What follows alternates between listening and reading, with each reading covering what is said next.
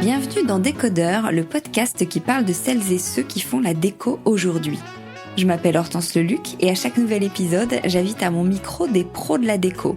Un architecte ou un designer, une marque que vous aimez ou que vous allez découvrir, un entrepreneur, un créatif ou un influenceur, quelqu'un que vous allez connaître ou pas, mais qui dans tous les cas va nous parler déco et envers du décor. Rencontres, savoir-faire, actu, tendances, conseils, ici, la déco, ça s'écoute.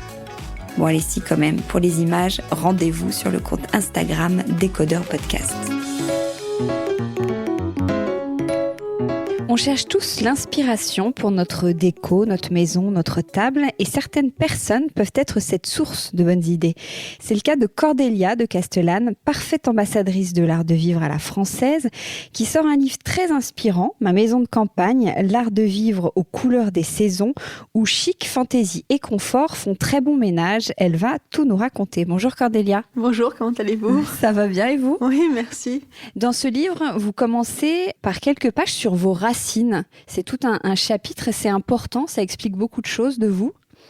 Alors je pense qu'on vient tous de quelque part et je pense que nos racines dans notre vie ont une grande influence. La manière dont on grandit, la manière dont on voit les choses à travers des yeux d'enfant. Quelque part, je dis toujours qu'en tout cas, nous, quand on est un petit peu créateur ou un peu artiste, ce regard qu'on a dans l'enfance, il y a une certaine innocence, c'est quelque chose qui nous suit tout au long de notre vie. Et de temps en temps, on me dit que j'ai un côté d'ailleurs très enfantin dans mes expressions et tout. Et je pense que c'est quelque chose que j'ai toujours voulu conserver. Donc l'enfance a été clé. Les gens autour de moi, j'ai eu une chance immense d'être entourée d'une famille très originale, que ce soit de ma maman à mes grands-mères, à mes tantes, à mes cousines, à mes cousins. Ils ont tous quelque chose de très très particulier dans la famille et je pense que c'est en eux que j'ai commencé en tout cas ce chemin et cette inspiration. Donc oui, c'était très très important pour moi de parler de cette enfance qui était pas très classique finalement. J'en ai un peu souffert petite, je trouvais que c'était pas assez classique. Et je le dis dans mon livre d'ailleurs, j'avais un prénom, je le changeais pour Caroline parce que je trouvais que Cordélia, on n'avait pas idée de s'appeler Cordélia. J'avais une maman qui avait des tenues incroyables. Et bon, forcément aujourd'hui, je lui pique tous ces vintage Saint-Laurent et on rêverait tous d'avoir ces looks-là. Mais quand j'étais jeune fille, c'était plus compliqué à la sortie de l'école. Et évidemment, ça m'a laissé des traces et des traces plutôt positives. Pourtant, vous êtes quand même un peu le symbole du bon goût, mais vous nous parlez de fantaisie. Donc, comment on fait cohabiter les deux ? Alors, je pense qu'il n'y a pas de bon goût, de mauvais goût. Je pense que chacun a son goût et justement doit le jouer et le surjouer. Alors, la fantaisie, pour moi, c'est quelque chose de très important. Je déteste les choses ennuyeuses, je m'ennuie très vite, mais il ne faut pas non plus aller dans l'excès. Je dis toujours qu'on passe un message, on appuie dessus, on le passe de manière forte, mais on ne les mélange pas non plus trop. Alors, je vous dis ça, mais d'un autre côté, j'adore mélanger plein de choses. Mais trop aussi tue les choses. Mais j'ai toujours gardé un peu de fantaisie, que ce soit dans ma vie, dans la décoration, dans tout. Je pense que la fantaisie, c'est important. Et oui, j'ai une famille qui a beaucoup, beaucoup de fantaisie, qui est tout sauf classique. C'est une famille à la base, si on parle du deux côtés, de ma maman comme de mon papa, ce sont des familles françaises ou grecques très classiques. Mais justement, par le fait que ce soit des vieilles familles, elles ont un côté où elles twistent tout avec beaucoup, beaucoup de fantaisie. En vrai, elles se permettent beaucoup de choses, ces familles-là. C'est une certaine liberté. Je dis toujours que je suis entourée d'une famille extrêmement libre. Et je pense que c'est le mot, c'est que quand vous pouvez avoir un peu de fantaisie ou bouger un peu les codes, hein, c'est d'être libre. Alors là, on va largement parler du livre qui est plutôt lifestyle déco, mais à la base, vous êtes plutôt mode. Oui. Votre parcours, rapidement, Mon parcours, rapidement, ce sont des petits stages de très très jeunes filles où je ramassais les épingles en fitting chez Chanel grâce à Gilles Dufour qui était le meilleur ami de maman. Je pense que ma passion est née là-bas, très très jeune. Je devais avoir 13 ans. Je servais à tout, du coca zéro à ramasser les épingles. Ça, je vous parle de petits stages. Et puis finalement, le stage qui va changer ma vie. J'ai 16 ans et demi. Je viens de passer mon bac de français. Je n'aime pas particulièrement les études, à part le côté littéraire et l'histoire. Le reste, c'est une pure catastrophe. Et je rentre en stage chez Emmanuel Ungaro au mois de juillet. Je devais y rester 1 mois et j'y resterai presque 10 ans. Et je ne rentrerai donc pas en terminale. Et c'est là où commence donc mon parcours. Et dans ce stage qui devient après mon travail, mon premier CDI, comme on dit, je touche à tout. De la com, à habiller les actrices, à faire des sélections de looks, à aider dans les ateliers, à aider au studio, à commencer à dessiner. Et c'est vraiment là-bas qu'est née ma passion pour ce travail. Et puis, je dirais aussi, surtout, quand vous travaillez avec Emmanuel Ungaro, vous apprenez plus que la mode, vous apprenez tout ce qui est autour. Et il m'a appris à mélanger les imprimés, à oser, et une passion pour la musique, pour la poésie. Et tout d'un coup, vous vous rendez compte que tous ces mondes-là sont reliés et que toute cette inspiration est puisée bien ailleurs que dans la mode. Et qu'elle vous sert tout au long de votre vie dans un parcours artistique. Et après, comment vous êtes arrivé au lifestyle, à la déco, qui sont 2 mondes différents ou pas forcément ? Alors, c'était pas du tout prévu. Donc, je quitte Emmanuel Ungaro quand Emmanuel Ungaro part à la retraite, malheureusement. Et à ce moment-là, je me dis, je vais faire une pause. J'étais maman de 2 petits garçons. Et je travaillais depuis que j'avais 16 ans. Et je monte alors ma marque de vêtements pour enfants. Ce que je pensais, encore une fois, être quelque chose d'anecdotique va durer plusieurs années. Et à ce moment-là, en parallèle, Dior me remarque, en tout cas découvre mes collections et me demande en parallèle de ma marque de venir reprendre Baby Dior avec un challenge assez gros, de recommencer avec l'ADN de la marque toutes ces collections, de reprendre quelque chose de nouveau. Et donc je commence il y a à peu près plus de 10 ans, Baby Dior en plus. Et là je rentre dans cette magnifique maison qui devient un peu ma deuxième famille. Et il y a quelques années, il y a de ça 4 ou 5 ans, Ciné Toledano, qui était évidemment un très très grand patron pour Dior, finalement a su mieux que moi peut-être ce que je voulais devenir ou ce que j'avais envie de faire. Et à ce moment-là, me propose de reprendre Dior Maison et d'en faire quelque chose d'un peu plus gros, avec un studio interne où on commence à dessiner des vraies collections et tout. Et je lui dis, mais je n'ai jamais fait ça de ma vie. Et il me dit, mais vous adorez tout ce qui est art de la table, vous collectionnez depuis toujours. Il savait que je pense que le dessin était quelque chose qui était important pour moi. Et je me lance. Et finalement, je pense qu'il avait eu l'œil plus que moi sur un peu mon futur. Et donc, voilà, double casquette. Alors, non, je ne fais pas que de la décoration. Non, je ne fais pas que de la mode pour enfants. Je déteste être enfermée dans une boîte. J'aime justement toucher à tout.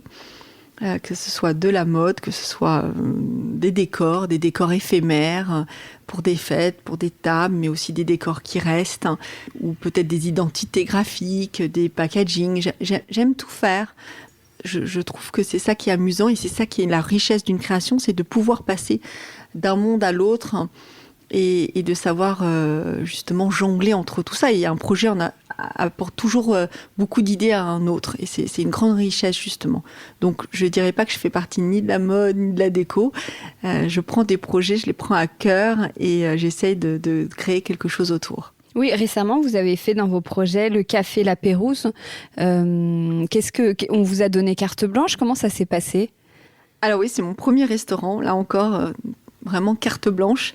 À ce moment-là, donc Antoine Arnaud, actionnaire du groupe LVMH, s'associe avec un grand restaurateur très connu, Benjamin Patou, et ils me disent on doit décorer ce lieu magique à l'hôtel de la Marine.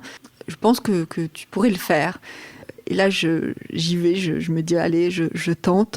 Et j'ai eu carte blanche et je me suis beaucoup, beaucoup amusée. Parce que pour une fois, d'habitude, j'ai l'habitude de créer des décors qui ne restent pas, qui sont éphémères. Et pour une fois, c'était quelque chose qui allait rester. Et voilà, je suis partie dans les archives, je me suis beaucoup amusée. J'ai créé un storytelling autour. Et le projet est né. Et voilà, c'est un endroit amusant, plein de fantaisie encore, plein d'histoires. Et j'étais très touchée de leur confiance. Et c'est peut-être aussi quelque chose qui m'a beaucoup plu comme nouveau projet pour faire des choses à côté. Et d'un autre côté, ça m'a apporté énormément parce que finalement, tout ça me donne de la richesse dans mes collections de Dior Maison. Et de savoir passer d'un projet à l'autre, c'est très enrichissant. Ouais.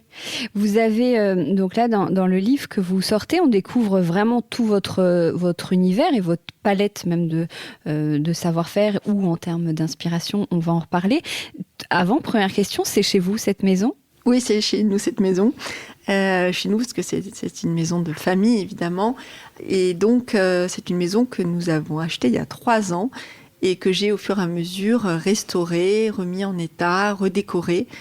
Et en lui gardant un peu sa vieille âme, parce elle était déjà très belle, et je voulais surtout pas la dénaturer. Donc c'est chez moi, et j'avais envie justement de montrer comment je faisais vivre un peu mes créations, où était l'endroit où j'imaginais tout ça, et que finalement, quand vous aviez un peu des choses Dior, comment elles vivaient, des créations Dior, comment ça vivait à la maison, à travers des saisons, de manière très naturelle, sans studio photo, sans apparat d'une sublime boutique, vraiment naturellement avec nous au jour le jour. Oui, parce que c'est difficile, entre guillemets, de définir, parce qu'il y a des recettes de cuisine, des conseils, des inspirations. Vous, qu'est-ce qui vous inspire alors ? La grande question. Je crois que tout m'inspire. J'ai pas de choses spécifiques. Je vais pas vous dire c'est ce tableau-là qui m'a emmené là. C'est un peu de tout. Ça a des moments donnés. Ce sont des flashs. Si je dois parler de mes collection Dior, c'est forcément Dior avant tout qui m'inspire. D'abord, Monsieur Dior. Christian Dior a eu une vie extrêmement riche, extrêmement forte. En 10 ans de création chez Dior, il nous a laissé des archives. On ne compte même plus les années depuis combien de temps nous nous inspirons de ces archives. Il avait tellement de codes, tellement de force dans ses collections, tellement d'inspiration.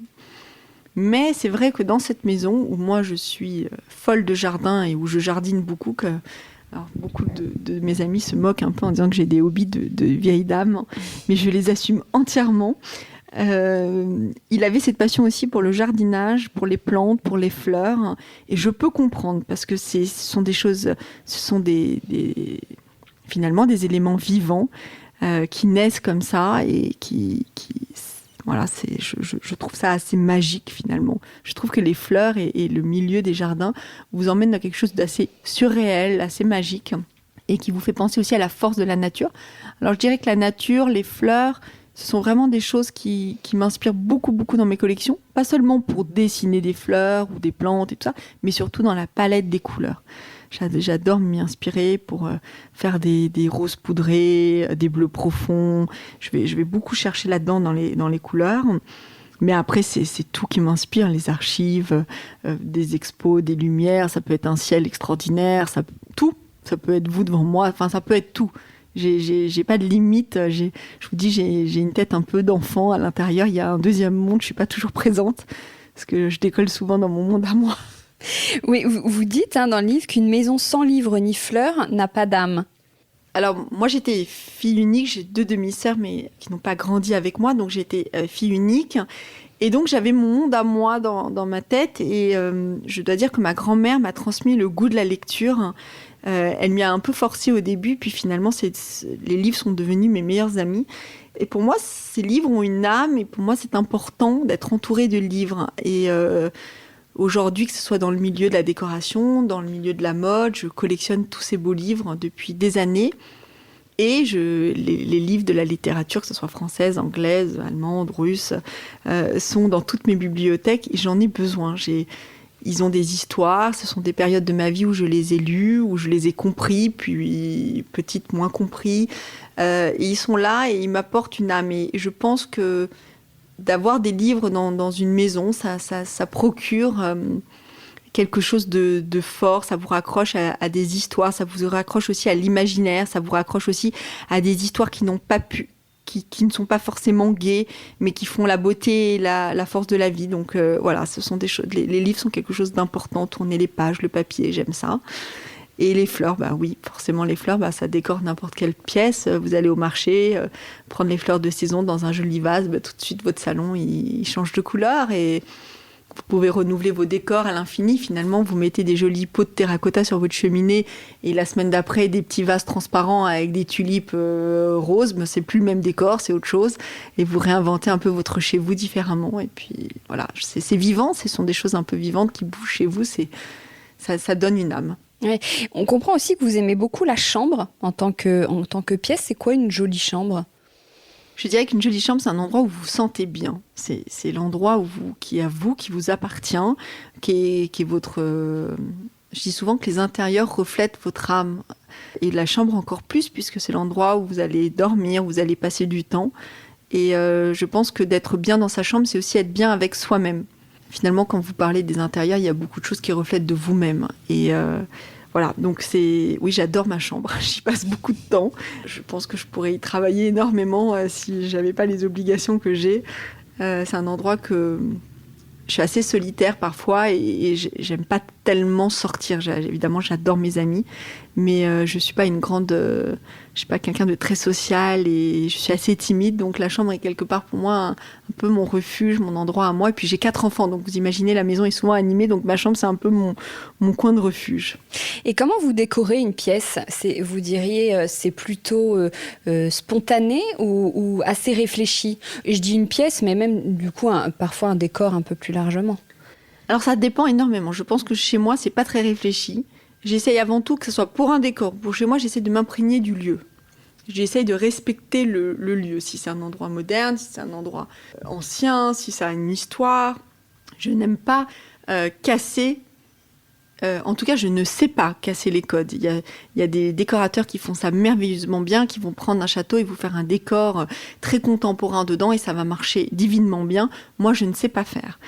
J'ai besoin de m'adapter au lieu, de le respecter, de le comprendre. À la maison, j'ai fait énormément de choses au feeling. J'ai mélangé des choses de famille, j'ai mélangé tout ce que les gens ne voulaient plus dans la famille, j'ai ramassé. Ils me disaient non mais ça on n'en veut plus, je ramassais. Et finalement ça a trouvé sa place. J'aime bien aussi à la maison créer des accidents, d'avoir des choses qui n'ont pas lieu d'être là. Et cette chaise finalement vous dites mais qu'est-ce qu'elle fait là ? Mais non, finalement elle est très bien là. Parce que justement de ne pas trop penser pour que ça ne fasse pas trop décorer. Que ça ne ressemble pas à une page de magazine. Et que ce soit personnel. Moi, je dis toujours aux gens, faites des choses qui vous plaisent, qui sont personnelles. Quand il s'agit de faire des décors éphémères ou un restaurant, forcément, j'y pense plus parce que c'est quelque chose qui va rester, c'est quelque chose qui doit parler à tout le monde, qui ne doit pas parler seulement à moi. Je crée pour les autres, je crée pour une marque. Donc, c'est réfléchi, c'est plus pensé. Je me mets à la place des autres. Mais je garde toujours ma première idée, par contre. J'évolue pas souvent dans mes projets. Je pense souvent que ma première idée est la bonne. De temps en temps, je sors et puis je reviens toujours à la première. Donc c'est assez amusant, je l'ai vu plusieurs fois. Mais oui, pour ce qui est pour les autres, et pour mon travail, pour des décors, et pour Dior, c'est assez réfléchi. Mais pourtant, vous parlez de casser les codes, mais vous n'hésitez pas à mélanger les couleurs quand même, les imprimer, vous osez. Comment vous réussissez ça ? Parce que justement, souvent, nous, on ose moins, alors que vous, ça semble très spontané, justement. Oui, c'est-à-dire que tout d'un coup, je vais trouver une chaise chez ma grand-mère que plus personne ne veut, et je vais aller la mettre au milieu du salon, comme ça. Et puis, je vais la poser, je vais reculer. Souvent, je prends une photo, je regarde sur l'image comment ça marche. Et ça, c'est un conseil que je donne toujours. Prenez une photo du décor que vous êtes en train de faire. Vous allez tout de suite voir si ça marche ou pas en photo. Vous le verrez mieux qu'avec vos yeux. Et donc, je prends une photo, puis finalement, je vois que la chaise, elle rentre très très bien dans le décor. Et je la laisse là. Puis de temps en temps, vraiment, elle va pas, alors je la bouge ailleurs. Et de temps en temps, vous me verrez avec la chaise dans la maison en train de me balader jusqu'à ce qu'elle trouve sa place. Mais elle va trouver sa place. Mais je fais les choses, oui, assez naturellement. Et même, je dois dire que pour finir le décor, quand j'ai fini la Pérouse, j'ai été chiner quelques chaises et tout. Je les ai placées par-ci, par-là. Et puis les gens du chantier m'ont regardé, ils me disaient, mais qu'est-ce que tu fais avec ces chaises complètement dingues dans tes mains ? Ça va pas du tout là. Et puis finalement, elles étaient parfaites dans le décor. Et c'est ça qui est amusant, c'est qu'il faut oser parfois, il faut savoir mélanger, il faut savoir casser les choses. Qui a dit que le rouge et le rose n'allaient pas ensemble ? Qui a dit que certaines couleurs n'allaient pas ensemble ? Moi, je dis que, voilà, fait d'une certaine manière, beaucoup de choses vont ensemble. Il faut juste le bon endroit, le bon moment, la bonne vibration. Mais il faut oser, il faut pas avoir peur. Il ne faut pas trop réfléchir non plus. Vous avez, style, là, on en a parlé, qui est à la fois fantaisiste, mais qui peut être assez classique, un peu british parfois, un peu campagne. Qu'est-ce que vous pensez des tendances ? Alors moi j'adore cette phrase d'Yves Saint Laurent qui dit « Les modes passent, le style reste ». Je n'aime pas trop les tendances.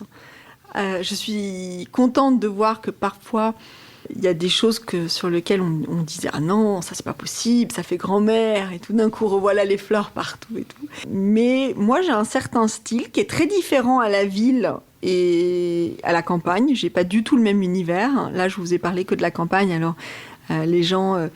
de temps en temps me disent « Oh, Madame Fleur, ou Madame Imprimée, ou Madame ceci », mais ils seraient bien surpris à Paris de voir que j'ai un intérieur assez uni, où il y a certes de la couleur, mais beaucoup plus contemporain que ça. Et que de l'autre côté, chez La Pérouse, dans le café La Pérouse, il n'y a pas de fleurs, et que quand je fais un service Dior Canache Provence, c'est assez graphique. Donc, je sais aussi m'adapter aux endroits. Mais les tendances, non. Je les comprends. Je comprends que des gens aiment bien s'y attacher. Mais finalement, je pense que c'est nous-mêmes qui devons faire la tendance de notre vie et trouver notre propre personnalité dans les choses. À Paris, vous pouvez nous dire un tout petit peu plus, du coup, votre intérieur ? Ça me donne envie de... Ce qu'on peut voir à la campagne dans le livre, oui. Mais à Paris... Alors à Paris, c'est assez parisien. Les sols sont teints en noir foncé, sur des parquets pointe de Hongrie tout simple. Il y a des grands canapés en lin de couleur un peu pourpre, céladon, des rideaux avec des rayures dans des couleurs un peu aussi céladon. Des pièces que j'ai chinées, assez années 40, un peu de Charlotte Perriand, un peu de Prouvé, des choses un peu comme ça. Il y a beaucoup de canage, il y a un peu de rotin. Oui, c'est vraiment un style différent qui est en rupture avec la campagne. Voilà, je dirais pas qu'il est épuré parce que je pense pas. Moi, je suis une collectionneuse, j'accumule tout, des gommes au crayon, à la papeterie, à tout. C'est dramatique, mais donc c'est assez chargé, mais c'est pas du tout dans la veine de la campagne. La campagne, c'est une maison qui date de la fin du XIVe siècle au XIXe. Et donc, je ne me voyais pas du tout d'un coup mettre des lampes des années 50 au milieu de tout ça. J'ai essayé de conserver et justement d'y placer des meubles de famille que j'avais et qui prenaient toute leur place là-bas. Voilà. Ce qui n'empêche pas tout d'un coup à Paris d'avoir un très beau miroir 18e au-dessus d'un canapé très contemporain. Dans le livre et pour Dior Maison, vous travaillez beaucoup tout ce qui est autour de la table, de la vaisselle, et du coup, vous aimez dresser des jolies tables. Alors, qu'est-ce qu'une jolie table ? Comment on dresse une jolie table ? Alors, j'adore dresser des tables depuis que je suis très jeune. J'ai appris ça avec ma maman. Et j'ai toujours fait des tables bien avant de travailler chez Dior. Et je collectionne les services de table et j'en peins et j'en dessine moi-même depuis très très jeune. Alors, qu'est-ce qui fait une table ? Eh bien, je pars toujours des fleurs. Je parle des fleurs de saison, je parle des fleurs du jardin, des fleurs que vous trouvez au marché. Et je commence souvent mes tables par les fleurs et c'est à partir de là où j'ouvre. Il y a des femmes qui ont des dressings incroyables. Moi, j'ai pas de dressing incroyable. J'ai des placards entiers comme des dressings de service. Et je vais choisir du coup mes assiettes en fonction de mes fleurs pour les assortir. Alors, j'aime pas les choses très évidentes. Donc, vous pouvez être sûr que si j'ai des fleurs roses, je ne vais pas mettre un service rose. Mais je pars toujours des fleurs et j'enchaîne après sur la nappe, les serviettes, les assiettes. Mais bizarrement, encore une fois, je ne réfléchis pas trop. Ça va très vite et on me dit souvent quand on vient déjeuner chez moi à la campagne ou dîner à Paris à la maison, « Oh là là, tu dois prendre un temps fou pour faire ces tables. » Non, détrompez-vous, ça me prend vraiment 15 minutes. J'attrape une nappe, j'attrape une assiette, je mets les fleurs de saison. Et je vais vous dire la vérité, de temps en temps ça marche, de temps en temps ça marche pas. Et c'est pas bien grave. Et chez Dior, je fais un peu la même chose, je dresse mes tables assez rapidement. J'ai une idée assez précise des fleurs que je veux, toujours des fleurs de saison. Et voilà, de temps en temps ça marche, et de temps en temps ça marche pas. Et quand ça marche pas, c'est génial parce que comme vous êtes en studio et que vous faites une photo, on ajuste et jusqu'à ce que ça soit parfait. Et une fois que c'est parfait, on reproduit en boutique. Et vous feriez la même table pour un dîner et un déjeuner ? Non. Il faut vraiment les distinguer. Alors déjà, à déjeuner, moi je dis pas de bougies sur les tables. On ne met jamais de bougies à l'heure du déjeuner. Et même quand vous avez chez vous des bougies dans des bougeoirs, il faut toujours que la mèche ait été allumée. Alors, si elle est éteinte, il faut qu'elle soit noircie. Il ne faut jamais qu'elle soit blanche et neuve. Ça, c'est des petits conseils que je donne parce que je trouve que c'est plus raffiné. Et puis, non, à l'heure du déjeuner, je fais des choses beaucoup plus fraîches. Et le soir, j'adore la lumière de la bougie. Il y a souvent beaucoup de bougies. D'ailleurs, je dis toujours que quand vous n'avez pas eu le temps d'aller acheter des fleurs, que vous avez un dîner comme ça qui n'était pas prévu, vous mettez plein de bougies sur la table et ça fait un effet dingue. Le livre est organisé autour des 4 saisons. Pourquoi ? Parce que je vis très différemment les 4 saisons. D'abord, je vous ai dit, je suis une folle de jardin. Donc voilà, je tourne tout autour du jardin. Donc forcément, les 4 saisons sont très très importantes dans un jardin. Il y en a qui, au moment où je vous parle, on est en pleine Fashion Week, commencent à regarder ce qu'elles vont mettre dans leurs armoires pour la saison prochaine. Et ce que je comprends, et d'ailleurs c'est très amusant. Et moi, je suis en train de sélectionner le week-end les nouvelles fleurs que je vais planter, parce que c'est maintenant, au mois d'octobre, que ça se joue et qu'on commence à planter les choses qui vont naître au printemps. Donc, on a tout un peu notre calendrier et du coup, les saisons sont quelque chose de très important chez moi. Et puis, je décore pas du tout de la même manière, c'est-à-dire que mes tables ne sont pas les mêmes, mes recettes ne sont pas les mêmes, mes bouquets ne sont pas les mêmes. Souvent, les coussins, je les retourne, ils sont double. Il y a un côté plus foncé que l'autre, je les retourne. Je peux mettre des plaids un peu sur les canapés. Et j'avais justement envie de raconter comment j'évoluais au fur et à mesure des saisons, comment aussi mes créations évoluaient, parce que chez Dior, on travaille aussi beaucoup en fonction des saisons. Au mois de mai, on a tout le service du muguet. L'hiver, on fait des choses plus hivernales. On a la collection de Noël qui est très importante. Donc forcément, comme je suis selon le chronomètre de mes collections et de ce que je dois dessiner, elles ont un impact sur ma vie, puisque quand vous dessinez comme ça et que vous devez créer, forcément ça vit avec vous. C'est pas que je le laisse au bureau, mes créations, elles sont souvent dessinées et imaginées chez moi, et d'ailleurs dans cette maison, c'est là où je fais la plupart de mes collections, et forcément elles ont un impact sur ma vie. J'arrive pas à dissocier les deux. Comment vous définiriez le style Dior Maison ? C'est très couture ou pas forcément ?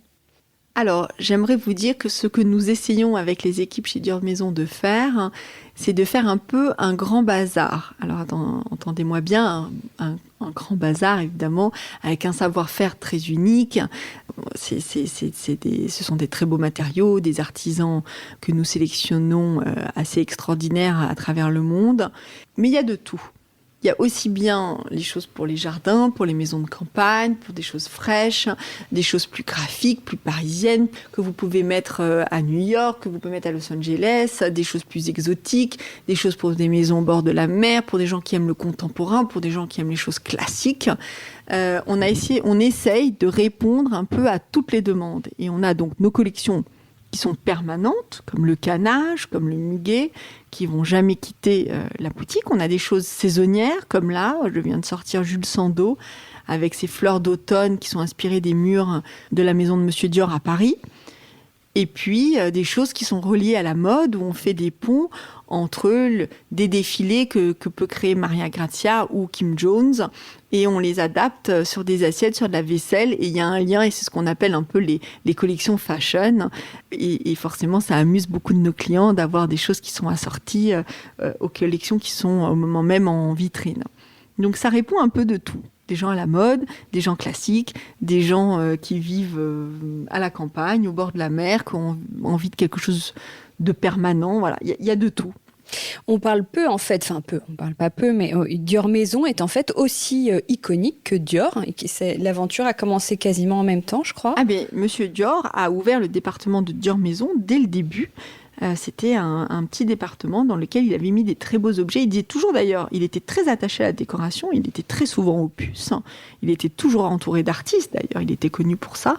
Et il disait souvent que s'il n'avait pas été couturier, il aurait été architecte. Et encore une fois, ce sont des métiers où, quand vous construisez une robe, c'est à peu près la même idée que de construire une maison. Il faut la réfléchir, il faut de la technique et tout. C'est pas si différent et je comprends très bien son point de vue. Et il y avait ce petit département et il disait que c'est pour faire sourire ses clientes. Il disait que c'était un peu le département où les femmes pouvaient aller acheter des petits cadeaux et des petits détails pour remercier l'homme qui leur avait offert la jolie robe. Je trouvais que c'était une très jolie image. Et donc c'est toujours resté, ça a été repris après par d'autres personnes, Monsieur Frère, puis Doris Briner à Paris, qui l'a fait avec beaucoup de goût pendant des années. Et puis quand j'ai pris ce département, ils ont décidé de l'agrandir mondialement. Et aujourd'hui, les équipes de Dior Maison ont fait un travail extraordinaire. Moi, finalement, je fais que quelques dessins, mais c'est une équipe extraordinaire. Et ils l'ont mis partout dans le monde. Ils ont ouvert partout dans le monde. On fait des collaborations avec plein d'artistes. Et ça a un grand succès. Et c'est en plein envol. Et puis, on a vu ce qui s'est passé pendant le confinement. Moi, je postais des tables avec des nouvelles collections. Et tout d'un coup, je me retrouvais en train de gérer les commandes à la boutique et tout. Parce que les gens me contactaient sur Instagram pour se faire livrer des assiettes. Je crois que ça marche très bien. Comment vous l'expliquez ? Je pense que finalement, les gens étaient dans une course permanente avant ce confinement. Ils étaient beaucoup dans les choses extérieures, dans le fait d'avoir le dernier sac, la dernière paire de chaussures, de pouvoir aller dans tous les restaurants à la mode et tout. Et ce qui est génial, et il faut que ça continue, et surtout dans des villes comme Paris ou d'autres villes où c'est notre force et notre culture de sortir, les musées, les expositions, les restaurants, la gastronomie et tout. Mais tout d'un coup, ils se sont retrouvés à la maison. Et beaucoup de ces personnes-là, finalement, je vous dis, quand je vous disais que c'est un reflet de son âme, quand vous vous retrouvez chez vous et que tout d'un coup, ça ne vous ressemble pas, je pense que c'est dérangeant. Et que du coup, ils ont voulu refléter, justement, en ayant le temps et un peu de recul, et de voir que passer du temps à la maison, c'était peut-être un temps pénible quand c'est forcé, mais finalement pas si mal. Ils ont voulu mettre plus d'âme dans leur quotidien et que ça leur ressemble plus. Et donc, finalement, il y a eu un engouement incroyable. Là, on parle de Dior Maison qui, forcément, fait rêver beaucoup de monde, mais qui n'est pas accessible pour tout le monde, et je le comprends. Donc, nous, on est là, encore une fois, pour faire rêver les gens. Je dis toujours que on ne demande pas aux gens d'acheter. C'est aussi pour les faire sourire, pour les faire rêver. C'est ça notre but. Mais il y a des collections extraordinaires que vous trouvez aujourd'hui partout. Je parle souvent de Zara Home qui font un travail extraordinaire. Aujourd'hui, vous pouvez avoir des très belles choses dans votre maison sans non plus que ce soit à des prix exorbitants. C'est accessible. Et je pense que tous ces départements-là, justement, c'était des livraisons et des livraisons. Ils ont leur site internet explosé, et même nous, chez Dior, on était complètement dépassés par la demande. Oui, est-ce qu'une déco réussie, c'est pas aussi une question de budget ? C'est peut-être plus facile quand même de s'offrir des jolies choses et de créer un intérieur raffiné quand on a un peu plus d'argent ? Alors, sincèrement, je ne vais pas vous dire non, parce que ça serait mentir. Forcément, quand on peut acheter un très beau meuble ancien, signé, qui a un cachet, forcément, ça apporte beaucoup dans une maison. Mais je crois qu'aujourd'hui, c'est un peu comme la mode. Quand vous avez l'œil, quand vous prenez le temps, Avoir l'œil, il ne faut pas naître avec. Vous pouvez l'éduquer, votre œil. Vous pouvez apprendre avec tout ce qu'il y a aujourd'hui sur les réseaux et tout ça. C'est facile de commencer à faire son œil. Eh bien, moi, je vais vous dire sincèrement, la maison que vous voyez dans mon livre à la campagne, alors oui, il y a de la vaisselle Dior parce que je travaille et je les dessine, donc j'ai la chance de les avoir à la maison. Mais hormis quelques pièces de famille, il y a énormément de choses que j'ai tout simplement acheté sur eBay, où les gens me disent « mais ce sont des merveilles ces vases ». Mais ces vases, ils m'ont coûté 10 € sur eBay. Et j'ai plein de petits conseils comme ça et de petites anecdotes où j'achète des vieilles nappes aux puces ou dans des brocantes à 5-6 € et je les teins dans la machine avec des teintures, des petits miroirs en rotin que je peux acheter 20 € sur eBay. Je pense que si vous cherchez, si vous fouillez, si vous prenez le temps, aujourd'hui, entre les grandes marques qu'on a citées, ou eBay, ou Le Bon Coin, ou des choses un peu comme ça sur Internet, vous pouvez trouver des petites pépites et des petites pièces par-ci, par-là.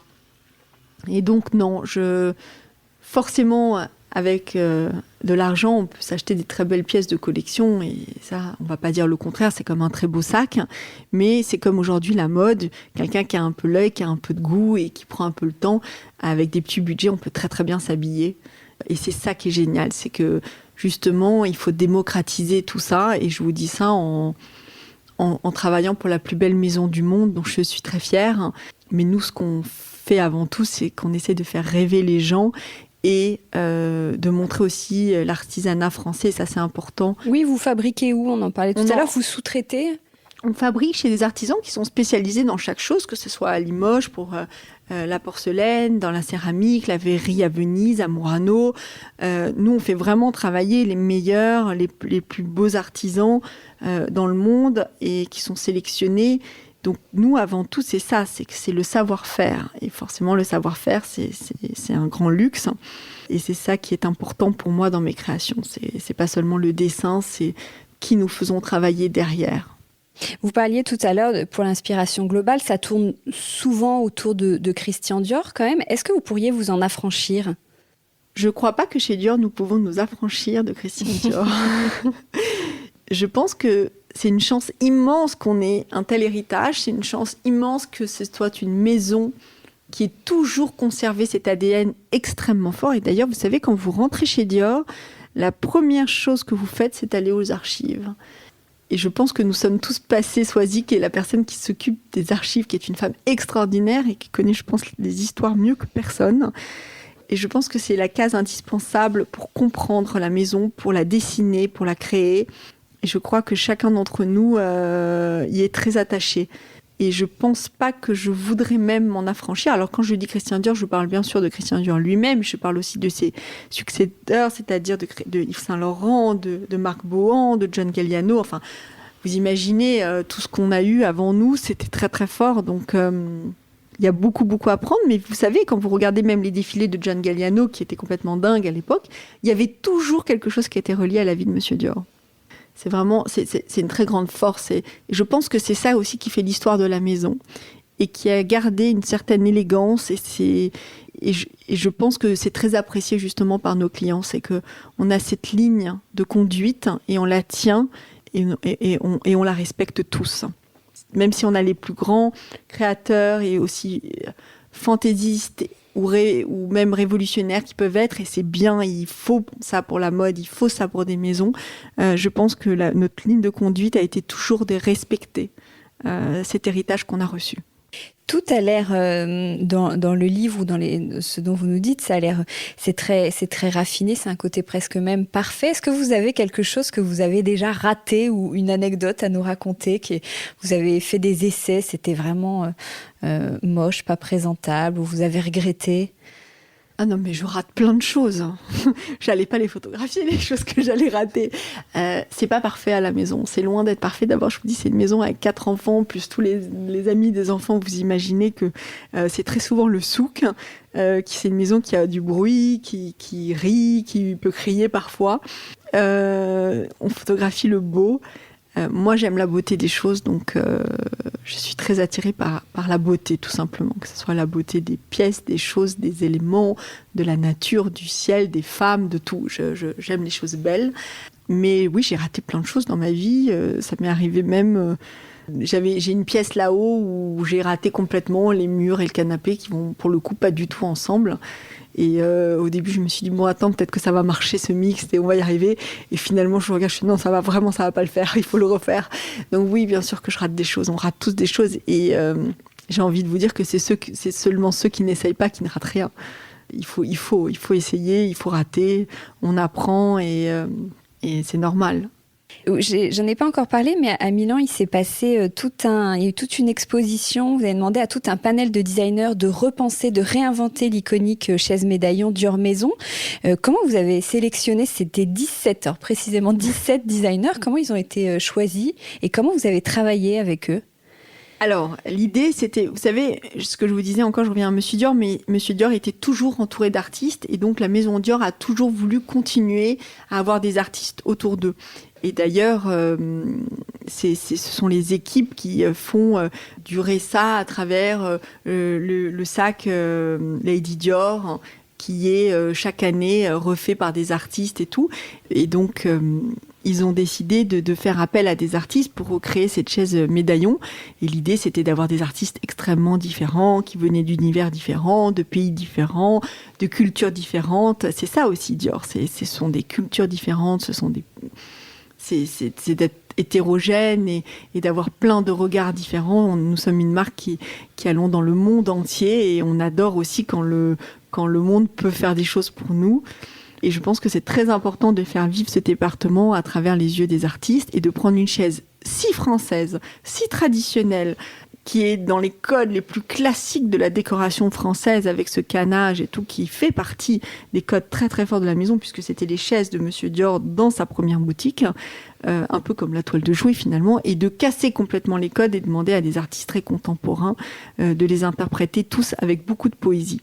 Et donc, ils sont sélectionnés par quelqu'un chez nous qui a un œil extrêmement artistique, qui s'occupe de Dior Maison avec beaucoup de cœur et qui le fait extrêmement bien et qui a l'habitude de gérer des artistes.